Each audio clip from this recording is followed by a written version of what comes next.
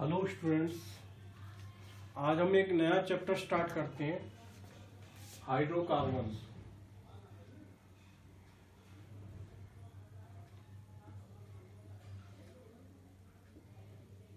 जैसा कि हमें नाम से ही मालूम पड़ता है कि ऐसे कंपाउंड जो हाइड्रोजन और कार्बन से मिलकर बने होते हैं उन्हें हम क्या कहते हैं? Hydrocarbon.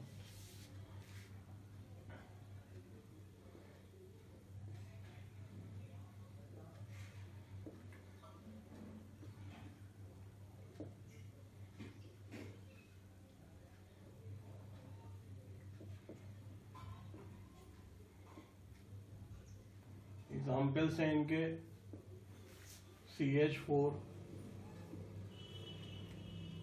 C2H6, C2H4, C2H2 etcetera.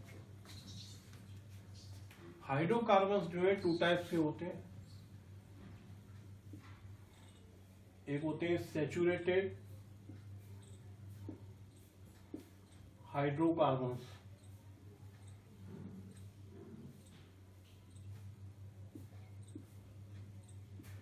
Saturated hydrocarbons का मतलब है जिन हाइड्रोकार्बन्स में ऐसे कंपाउंड जिनके अंदर केवल सिंगल बॉन्ड होता है, डबल या ट्रिपल बॉन्ड नहीं होते हैं, उनको हम कहते हैं सैचुरेटेड हाइड्रोकार्बन। और दूसरे होते हैं अनसैचुरेटेड हाइड्रोकार्बन्स।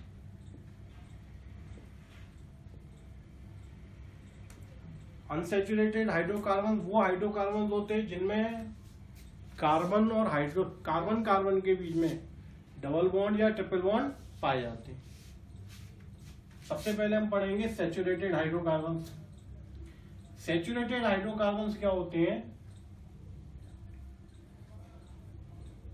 या ऐसे लिख सकते हैं हाइड्रोकार्बन्स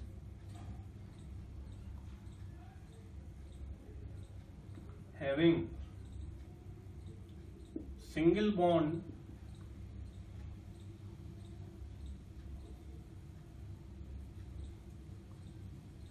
between कार्बन एटम्स, यानी कि जहां कार्बन एटम्स के बीच में केवल क्या होंगे? सिंगल बॉन्ड्स होंगे।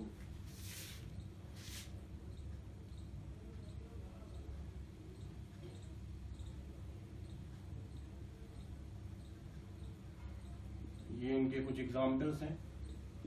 इनको हम क्या कहते हैं? Hydrocarbon, saturated hydrocarbon.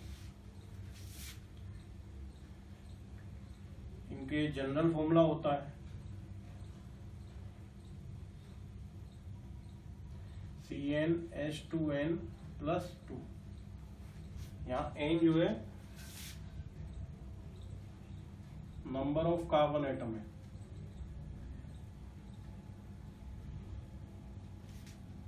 इनको एल्केन्स भी कहते हैं। क्या कहते हैं इन्हें?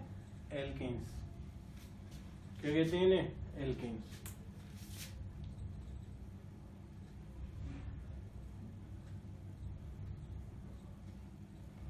और इनको पैराफिन्स भी कहा जाता है।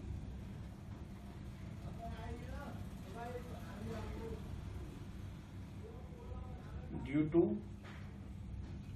लो रिएक्टिविटी, क्योंकि इनकी रिएक्टिविटी जो है वो काफी कम होती है, इसलिए हम इनको क्या कहते हैं? पैराफिन्स भी कहते हैं। नोट करिए।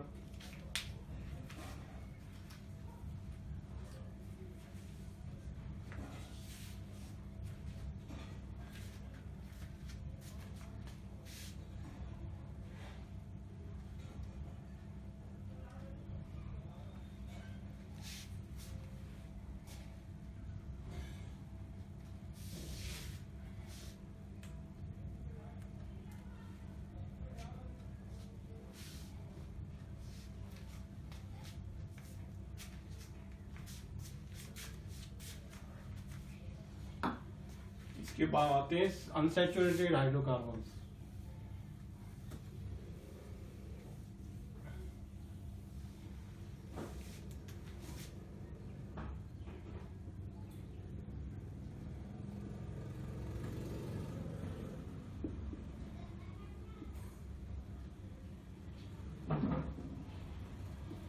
ऐसे हाइड्रोकार्बन जिनके अंदर कार्बन कार्बन के बीच में डबल बॉन्ड भी हो सकता है और ट्रिपल बॉन्ड भी हो सकता है। ये आप लोगों ने 10th क्लास में पढ़े हुए हैं। हम कह सकते हैं हाइड्रोकार्बन्स हैविंग डबल और triple bond between carbon atoms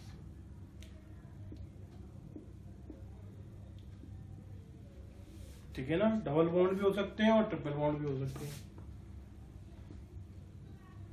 देखिए इस तरीके से ये डबल बॉन्ड है इनके बीच में, इसके बीच में ट्रिपल बॉन्ड है। ये 2 टाइप्स के होते हैं, एक होते हैं एल्कीन्स, दूसरे होते हैं एल्काइंस।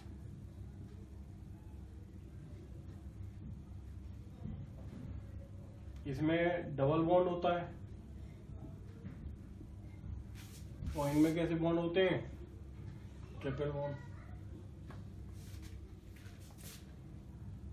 इसका जनरल फॉर्मूला CnH2n और यहाँ क्या होता है CnH2n माइनस, ये सब आप लोगों को पढ़ा हुआ। They are also known as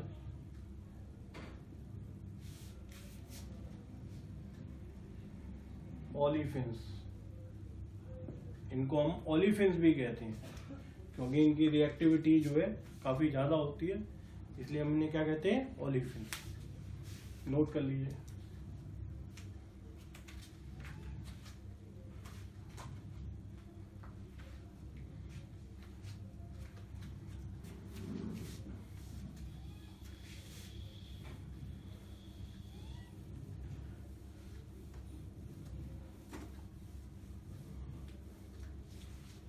इसमें सबसे पहले हम लेते हैं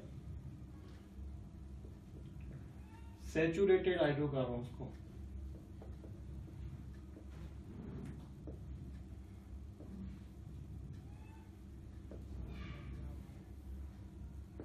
जिसमें हम हेडिंग लेते हैं एल्केन्स। सबसे पहले हम बात करेंगे method of preparation of alkanes.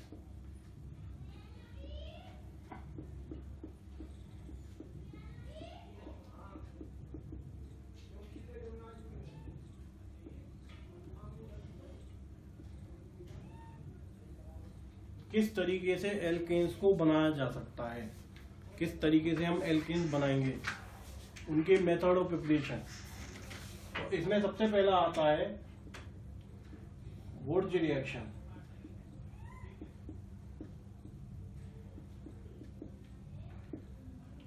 देखिए ये जो टॉपिक है वुड्स रिएक्शन, ये जो रिएक्शन है ये हमें ऐसा लगता है कि काफी छोटा है, इससे जो भी क्वेश्चन आएगा हम कर लेंगे।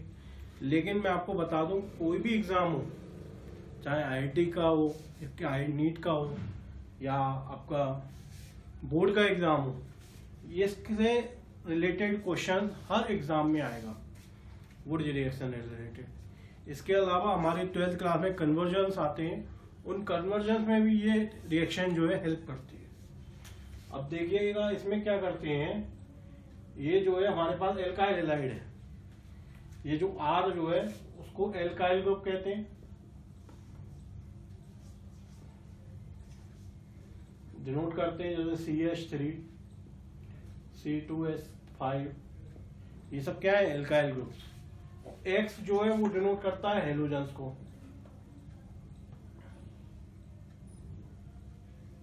फ्लोरीन, क्लोरीन, ब्रोमीन, आयोडीन, ये इनको डिनोट करता है।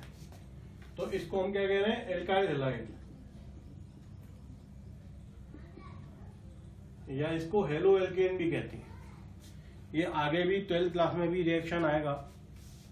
इसमें क्या करते हैं, इसकी रिएक्शन हमेशा सोडियम के साथ करते हैं। किसके साथ करते हैं, सोडियम मेटल के साथ। और इसके एक और मोल ले लेंगे ये मैंने इसको उल्टा करके लिख दिया है, कम से कम यहाँ 2 मोल्स चाहिए हैलोजन एटम वाले। इसमें होता क्या है, ये रिएक्शन जो है ड्राई ईथर की प्रेजेंस में होता है। किसकी प्रेजेंस में होता है? Dry ether. होता क्या है कि जो हैलोजन ग्रुप्स हैं उनको ये सोडियम लेके भाग जाता है। सोडियम क्या करता है? उन हैलोजन ग्रुप को लेके भाग जाता है। और ये जो एल्काइल ग्रुप्स हैं इन दोनों की चौंच से चौंच मिला देते हैं, इन दोनों की चौंच से चौंच मिला देंगे। यानी कि जिस कार्बन से हैलोजन एटम हटा हुआ है, इस बात को ध्यान रखना, जिस कार्बन से हैलोजन एटम हटेगा उस कार्बन की दूसरे वाले कार्बन से चौंच मिला देना, प्लस 2Na X। एक इसका एग्जाम्पल सेट करके देख लेते हैं। जैसे हमारे पास CH3 CH2Cl है, 2Na। इसको दोबारा से यहाँ लिख लेंगे, उल्टा करके मैं लिख लेता हूं इस तरीके से। वही ड्राई ईथर की प्रेजेंस में ये रिएक्शन होगी। रिएक्शन ड्राई ईथर की प्रेजेंस में क्यों हो रही है? क्योंकि सोडियम की रिएक्टिविटी ज्यादा होती है। अगर हम वाटर अगर जनरेट होगा कहीं तो सोडियम के साथ वो रिएक्शन कर जाएगा, इसलिए हम क्या यूज कर रहे हैं? Dry ether. तो यहाँ से दोनों जो क्लोरीन्स हैं वो यहाँ से चले जाएंगे और इस कार्बन से क्लोरीन हटाए, इस कार्बन से हटाए, इन दोनों की चौंच से चौंच मिला देना,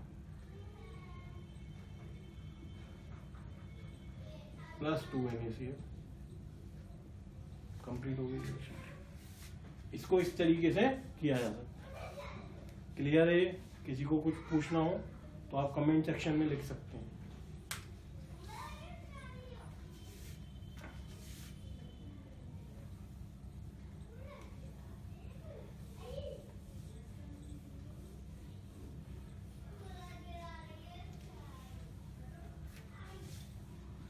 इसके कुछ पॉइंट्स हैं।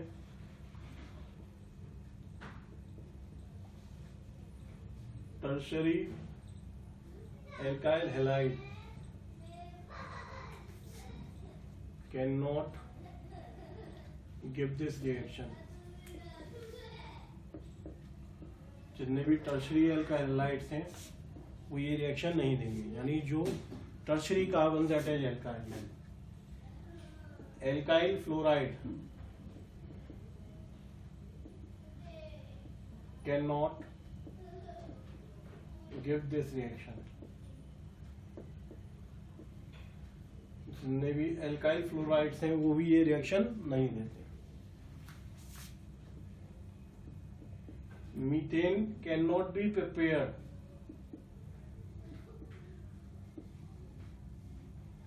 By this reaction. इस रिएक्शन के द्वारा हम मीथेन को प्रिपेयर नहीं कर सकते।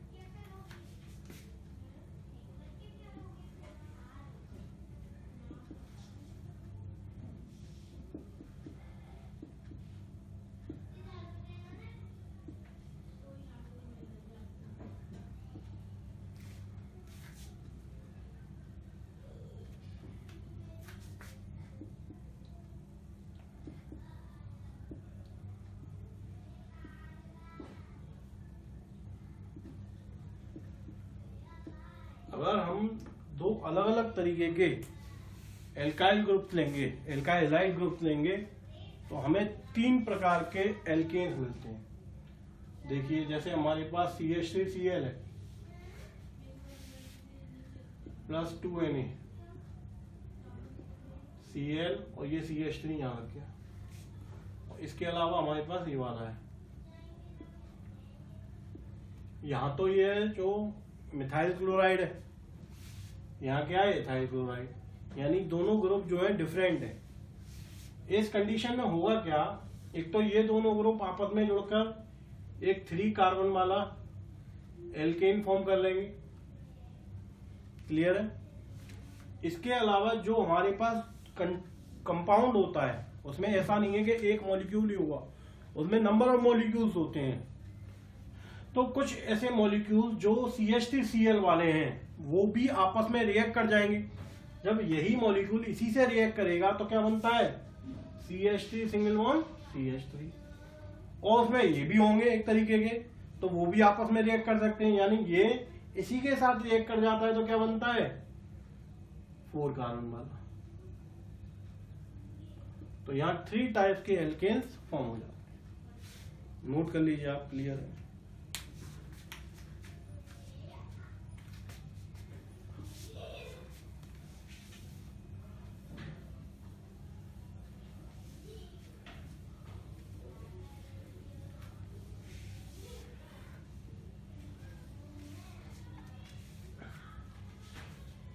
सेकेंड रिएक्शन होती है इसमें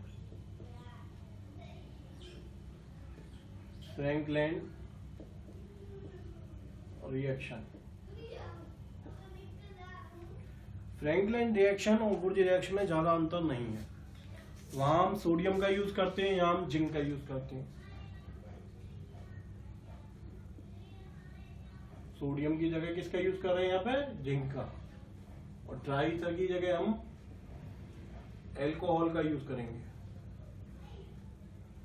किसका यूज करेंगे? एल्कोहल। और हमें मालूम है ये जो Cl है ये जिंक के साथ चला जाएगा और इस कार्बन को इस कार्बन से जोड़कर बना देंगे।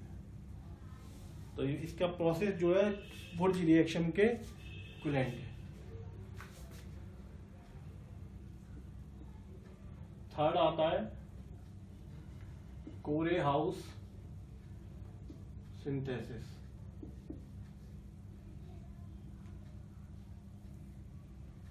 कोरे हाउस सिंथेसिस में क्या होता है कि हम एक ऑर्गेनोमेटेलिक कंपाउंड लेते हैं। ये क्या है हमारा? Organometallic compound. और इस कंपाउंड की रिएक्शन हम एल्काइल हैलाइड से करा देते हैं। ये मैंने डैश लगा दिया है इसके ऊपर, ये डिनोट करता है कि ये दोनों ग्रुप जो है अलग अलग है। इसकी भी रिएक्शन अल्कोहल की प्रेजेंस में होती है। होता क्या है, ये वाला आर इस आर से जुड़ जाता है, तो ये तो बन गया एल्केन आपका।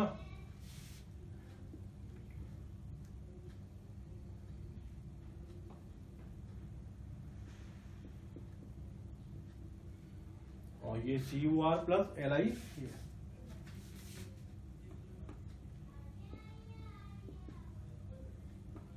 काफी इंपॉर्टेंट है।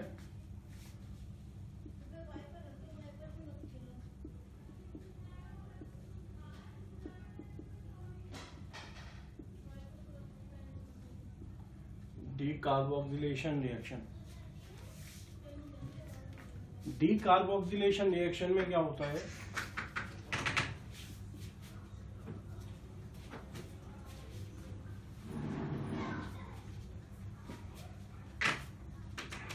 ये हमने लिया है sodium salt of carboxylic acid. इसका रिएक्शन जो है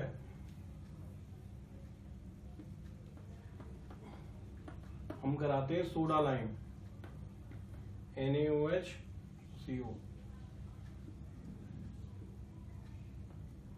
सोडा लाइम। सोडा लाइम में जो कैल्शियम ऑक्साइड है वो इसलिए लिया गया है कि ये इस NaOH की प्रॉपर्टी को थोड़ा सा सप्रेस कर दे, कम कर दे। इसको जब हम हीट करते हैं तो मीथेन बन जाता है प्लस Na2CO3।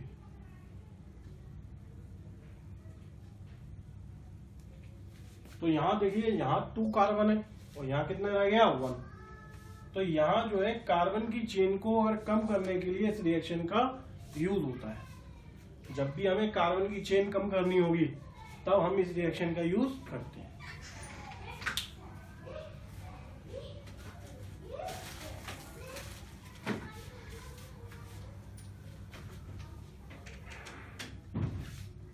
नेक्स्ट आता है आपका कोलवे इलेक्ट्रोलिसिस।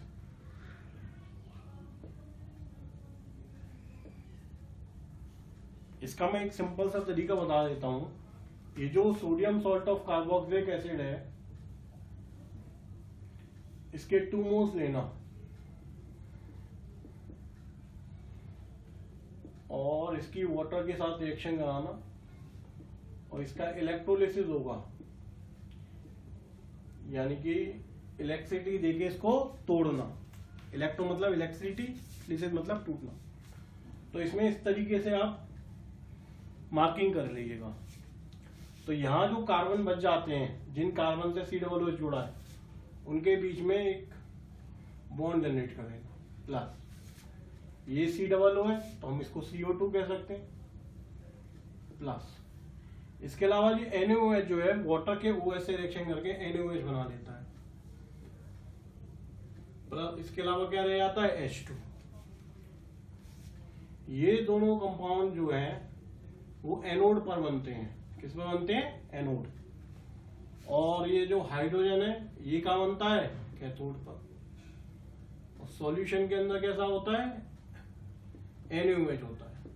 और हम कह सकते हैं ये सॉल्यूशन जो है वो एल्कलाइन है। कैसा है वो? एल्कलाइन। कभी कभी इस पर क्वेश्चन भी आया है कि जो इलेक्ट्रोलिसिस होने के बाद जो सॉल्यूशन है उसका नेचर कैसा होता है? एसिडिक होता है, न्यूट्रल होता है, एल्कलाइन होता है, बेसिक होता है? आप बता दीजिएगा।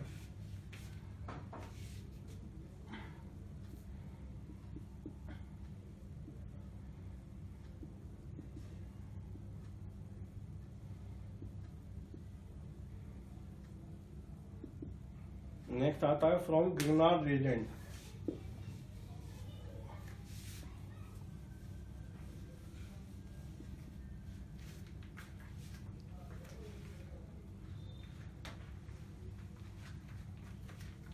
अब जिन कंपाउंड्स के पास एक्टिव हाइड्रोजन होगा वो सभी ये रिएक्शन देते हैं। कह सकते हैं मॉलिक्यूल्स हैविंग एक्टिव हाइड्रोजन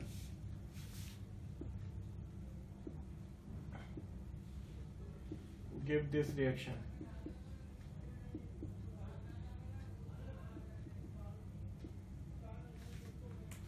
जैसे हमारे पास एक ग्रिग्नार्ड एजेंट है RMgX, इसको हम ग्रिग्नार्ड एजेंट कहते हैं RMgX को। अगर हम इसकी रिएक्शन वाटर के साथ कराते हैं तो वाटर के पास एक एक्टिव हाइड्रोजन होता है। केवल क्या होगा, जो एक्टिव हाइड्रोजन है वो इस R को, एल्काइल ग्रुप को एक हाइड्रोजन दे देगा, जिससे कि आपका एक एल्केन बन जाएगा। बाकी का जो है यहाँ इस तरीके से पुट कर दो। इसमें हम अल्कोहल के साथ भी रिएक्शन करा सकते हैं। Alcohol also contain active hydrogen, तो यहाँ के बन जाएगा RH। बाकी का आप देख लीजिए MgX तो यहाँ लगेगा और बाकी का जो बचा हुआ है वो यहाँ लगा दीजिए इस तरीके से। और देखते हैं इसके अलावा इसमें एग्जाम्पल।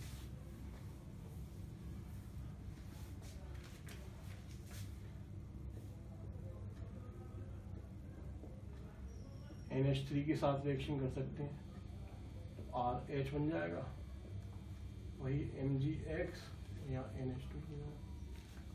एसिड के साथ भी रिएक्शन कर सकते हैं,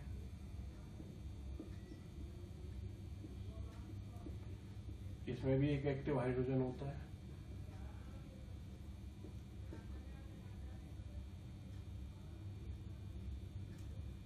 इस तरीके से क्लियर है। जिनके अंदर एक्टिव हाइड्रोजन है वो ये रिएक्शन देंगे, जिनके अंदर एक्टिव हाइड्रोजन नहीं है तो वो ये रिएक्शन नहीं देंगे।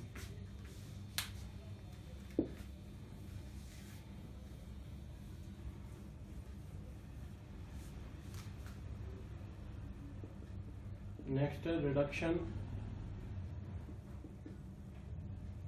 Of alcohol, aldehyde and carboxylic acid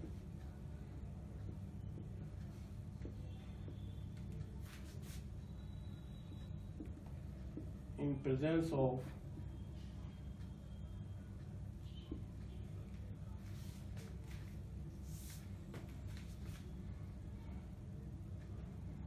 HI at 150 degrees Celsius with red phosphorus. सबसे पहले अल्कोहल लेते हैं,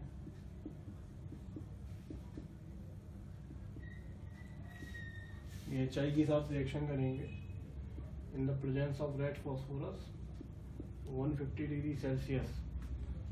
तो जितने कार्बन है इसमें उतने ही कार्बन वाला एल्कीन फॉर्म हो जाएगा।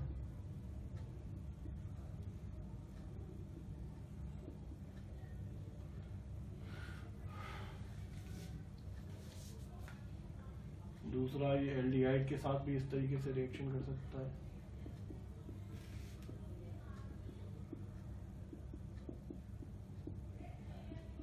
जितने कार्बन है उतने कार्बन वाला एल्केन, आयोडीन प्लस। इसके अलावा एसिड के साथ भी ये रिएक्शन हो सकता है। Red phosphorus 150 degree Celsius,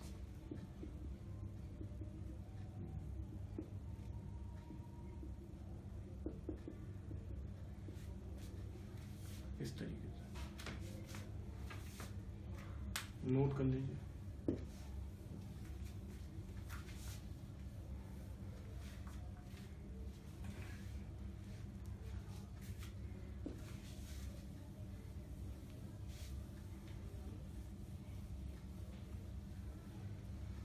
next आता है आपका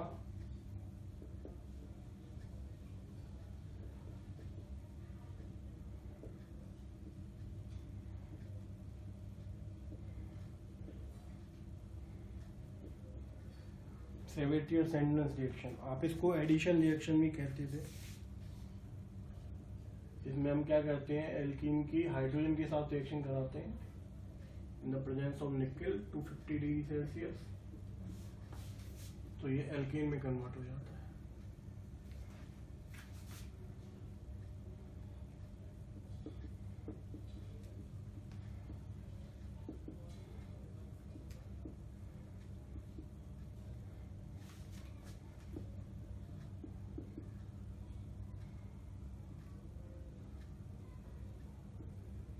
रूम टेम्परेचर पर हम प्लेटिनम का भी यूज कर सकते हैं।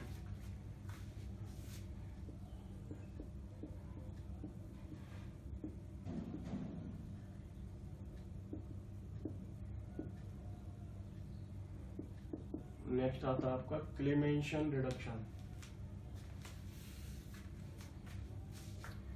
क्लेमेंशन रिडक्शन में क्या होता है कि हमारे पास कोई भी एल्डिहाइड है, जैसे CH3CHO, इसका हाइड्रोजन के साथ रिएक्शन करते हैं in the presence of HCl लेते हैं।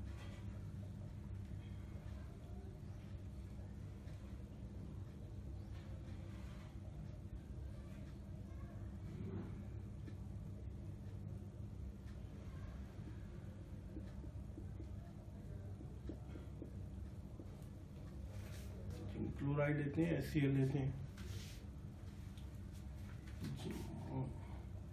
जिंक अमलगम लेते हैं, अमलगम। तो इससे ये एल्कीन बन जाता है। और 10th आता है वुल्फ।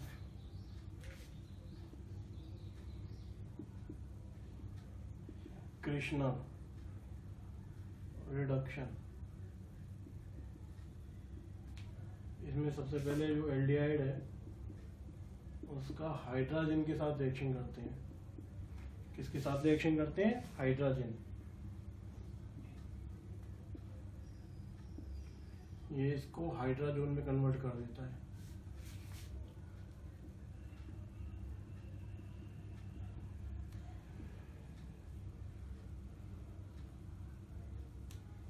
और ये हाइड्रोजन जो है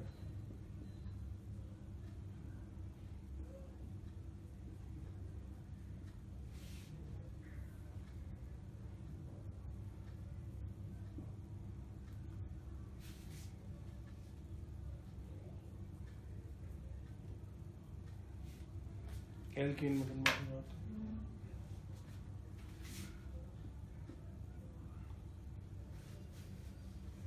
इसमें हम इथाइलिन ग्लाइकोल भी ले सकते हैं।